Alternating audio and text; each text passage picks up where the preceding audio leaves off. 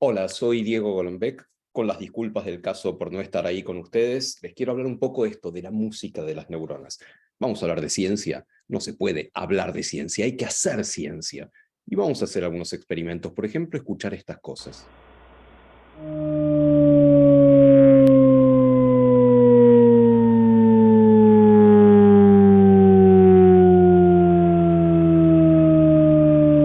O esta.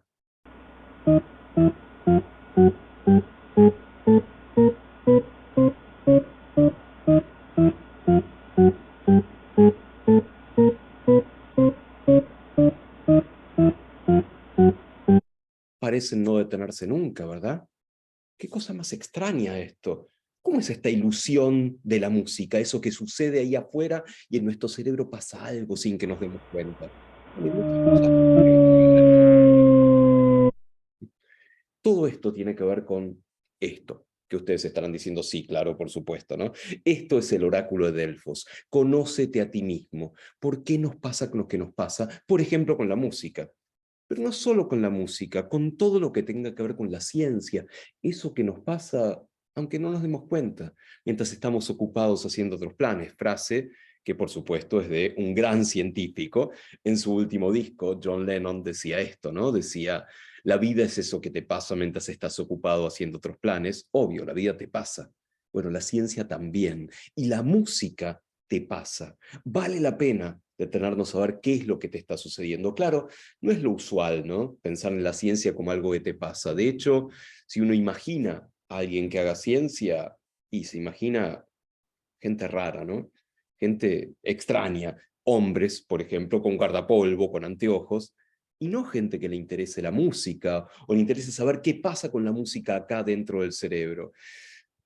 Esto se puede resumir muy fácilmente, volvemos a a pedir ayuda a la música, por ejemplo, con una frase en un disco de Fito Páez que dice, pareces una flaca de exactas, explicando lo que no hay que explicar, como si la ciencia viniera justamente para arruinarnos lo que no queremos que nos expliquen, para quitarnos belleza, quitarnos magia, como si entender científicamente la música le quitara belleza y le quitara magia. No, no es así.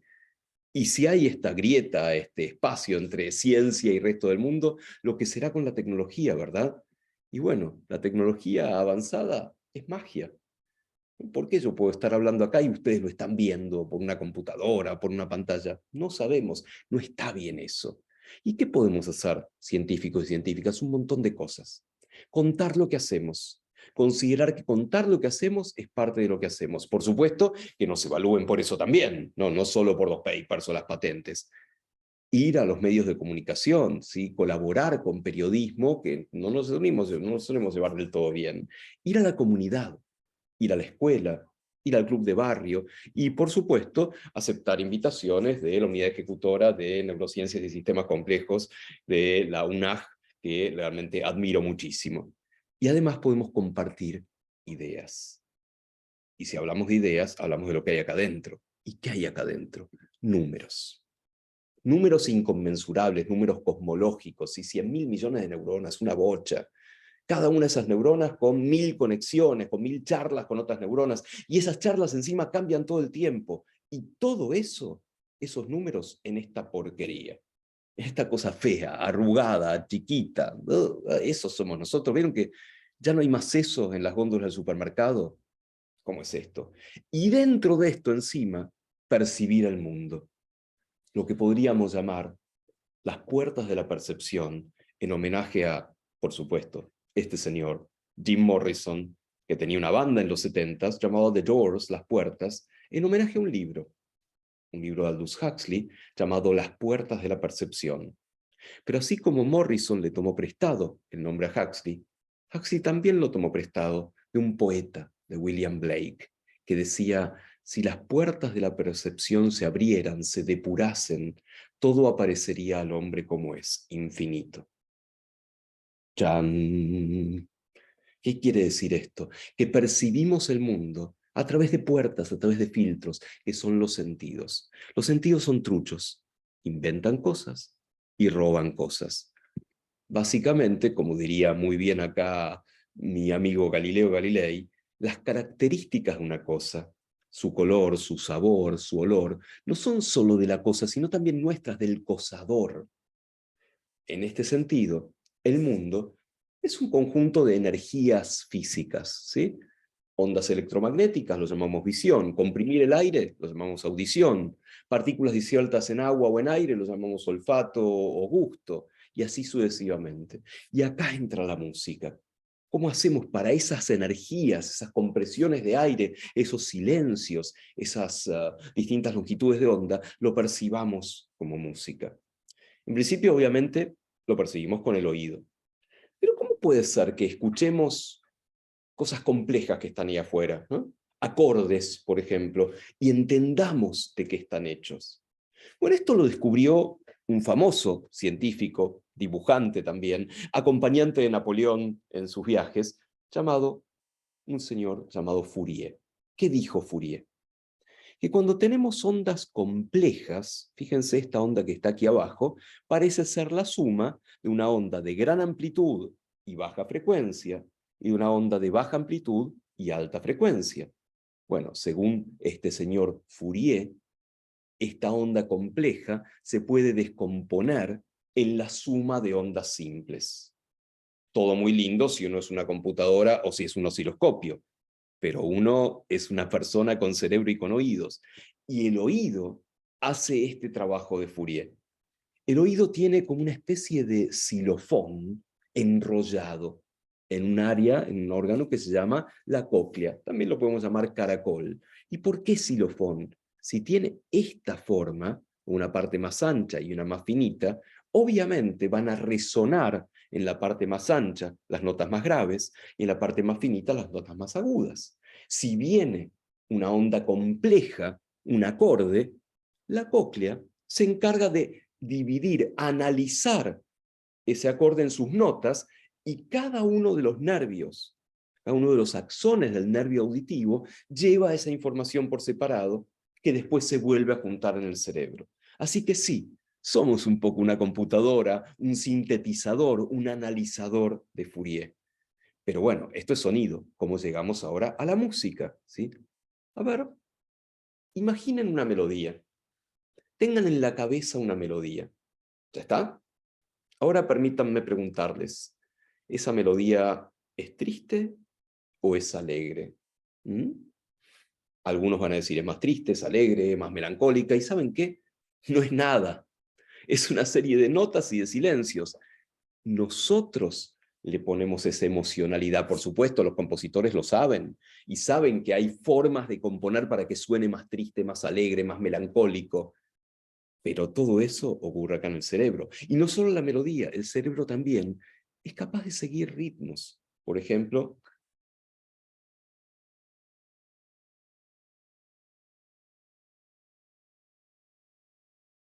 seguro que ustedes pudieron seguir ese ritmo perfectamente en su cabeza y podían así seguirlo una y otra vez. Y esto es una propiedad bastante interesante que tiene nuestro cerebro, ¿verdad? Esto de poder seguir un ritmo externo, ¿sí? De hecho, el cerebro es muy fino analizador de música. Si uno hace una melodía, la cambia, el cerebro se da cuenta de que el cambio está bien hecho, que no viola ninguna estructura melódica, que está bien. Pero ¿qué pasa si la cambiamos violando alguna de las reglas de la música? Escuchen.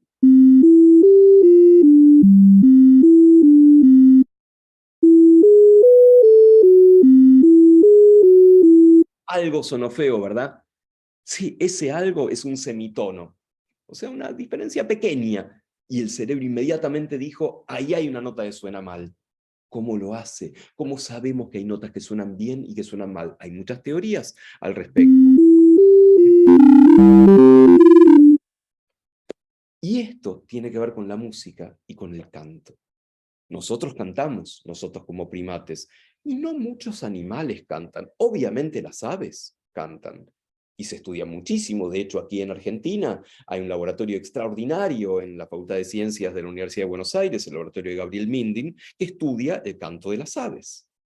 También podríamos decir que algunos mamíferos marinos cantan, ¿sí? Se ha estudiado mucho el canto de las ballenas o de los delfines, y también que los distintos monos, tanto los del Nuevo Mundo como los del Viejo Mundo, tienen algo que uno podría llamar un canto, podría llamar un ritmo, pero sobre todo los reyes de la noche somos nosotros, los reyes y las reinas.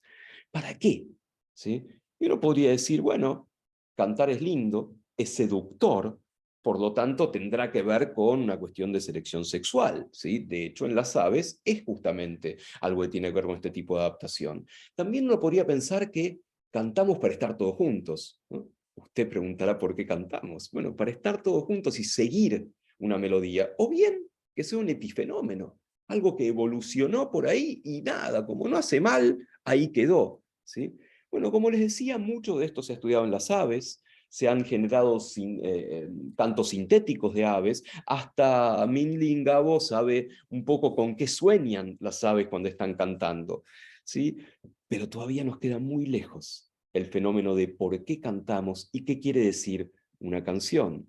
Nosotros en particular tenemos una particularidad: podemos seguir ritmos externos, cosa que en la naturaleza no es tan común. Podemos cantar todos juntos en la cancha, podemos seguir un ritmo, podemos bailar, salvo los biólogos, con notables excepciones, ¿sí? Bueno, esto seguramente lleve a una coalición social en las cuales la música tiene una función adaptativa importante. Claro, no somos los únicos, ¿sí? Ustedes habrán visto al maravilloso Snowy.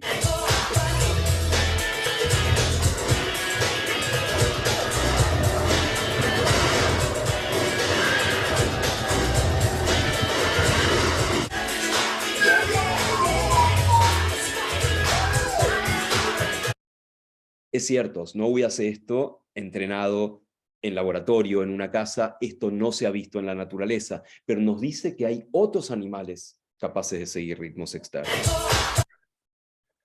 También es cierto que la música causa emociones, causa placer.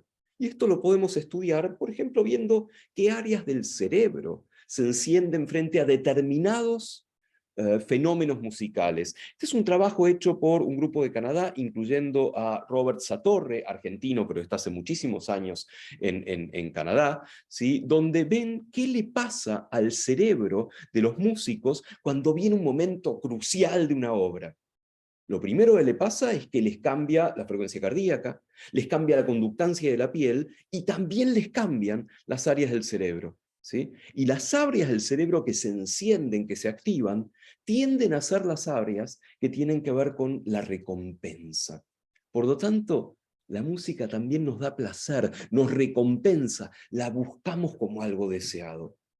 Es cierto que la percepción musical es muy compleja. En principio tenemos varios ejes de complejidad. Fíjense, por ejemplo, esto, ¿sí? Claramente es un ritmo muy repetitivo, pap, pap, pap, pap, pap, y no hay melodía. Bueno, ¿qué pasa si le agregamos alguna complejidad rítmica?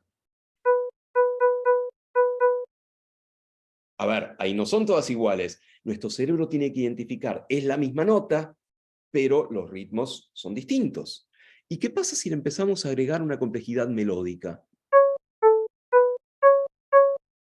O sea, todas iguales, pa, pa, pa, pa, pa, pero cantan pa, pa, pa, pa, pa. Y si combinamos esto en complejidad rítmica y melódica, fíjense, y nuestro cerebro tiene que ser capaz de discriminar que ahí está cambiando tanto el ritmo como la melodía. No es una tarea fácil y la hacemos automáticamente. La ciencia es eso que nos pasa mientras estamos ocupados haciendo otros planes. Vamos a pasar esto de lado para no hacerlo demasiado lento, ¿sí? Y finalmente, ¿sí? Un ejemplo de un investigador argentino, Bruno Mesch, un pianista y músico y neurocientífico, matemático, que ha trabajado con varios neurocientíficos, incluyendo a Mariano Sigman, entre otros, a Manuel Eguía en su momento y así. Y Bruno decidió enfrentar esta pregunta de si la música puede ser saboreada, si podemos hacer algo así como música dulce, amarga, salada o ácida.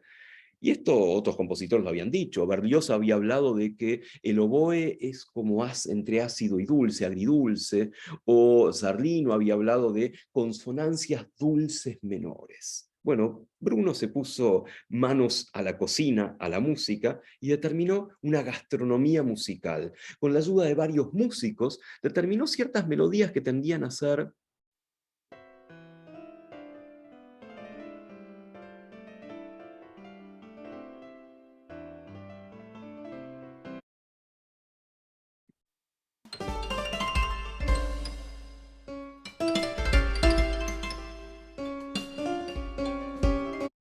claramente ácidas o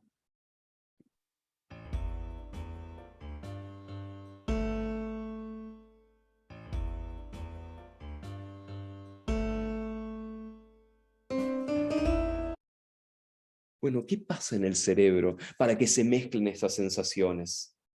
Claramente se están mezclando, se están chocando distintas áreas cerebrales que tienen que ver con percibir música y percibir sabores. Y esto, de nuevo, muchas veces lo hacemos sin darnos cuenta. La música está en todos lados, por supuesto. Como hemos visto, está también esto en nuestras neuronas, está en las emociones, no cabe duda, está en los gustos y nos atraviesan a nosotros mismos. En todo esto hay un concepto claro. Es el concepto de el cerebro como el órgano que nos hace ser los que somos. Bueno, pero yo no les definía el cerebro. El cerebro es posiblemente el objeto más complejo del universo, ¿verdad? Y no nos alcanza las palabras a quienes trabajamos en biología, en neurociencias, para definirlo. Tenemos que pedir ayuda.